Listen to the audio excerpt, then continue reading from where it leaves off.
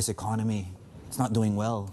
Yeah, this 0.1%. side of data is pretty tough. I mean, I think in the next couple of months, we probably will see the CPI inflation dip into a negative territory. So, there will be a lot of talk about deflation risk in China. What's happening? Isn't this reopening? Yeah, so it's a bit puzzling. Actually, in the first quarter, the macro numbers are very good, right? So people are upgrading their GDP forecast. And then in April, we've seen sort of a mixed pictures. We've seen property sector in particular slowing down quickly.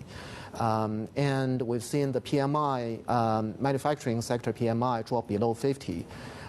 So that we started to see a bit of sort of a retreat or cooling of the momentum, unfortunately. So at this moment, I would say it's a bit confusing, it's a bit puzzling that why the recovery that happened so quickly and then now taking a halt. At what point does deflation become problematic in China? Because right now everyone says it's not a big problem. This actually gives them more room to cut rates, and that could be good. What's your take on policy now, too?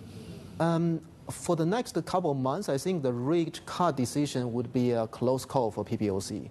I think there's not enough urgency for the policymakers to take big moves yet, because they could point to, the Q1 GDP data is still very strong. They could point to, say, a record high number of tourists in the Labor Day holiday. Yeah. There are some positive signs as well. So in my mind, I think a more likely scenario is they will wait and see.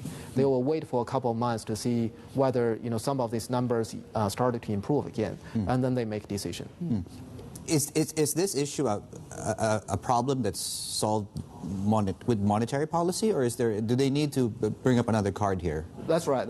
I think they need to do not just on the monetary policy side, also on the fiscal policy, also regulatory policy altogether. Yeah. So they need to send signals on policy front to boost confidence among investors. I think the confidence, both among investors, also for households, for general consumers, confidence is not strong enough to push up domestic demand yet.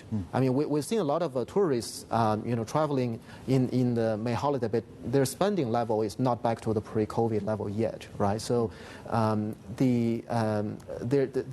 think there's still room for the government to do a lot more, particularly on fiscal side. On actually monetary side, they cut interest rate by 10 basis points. I don't think that will change a lot.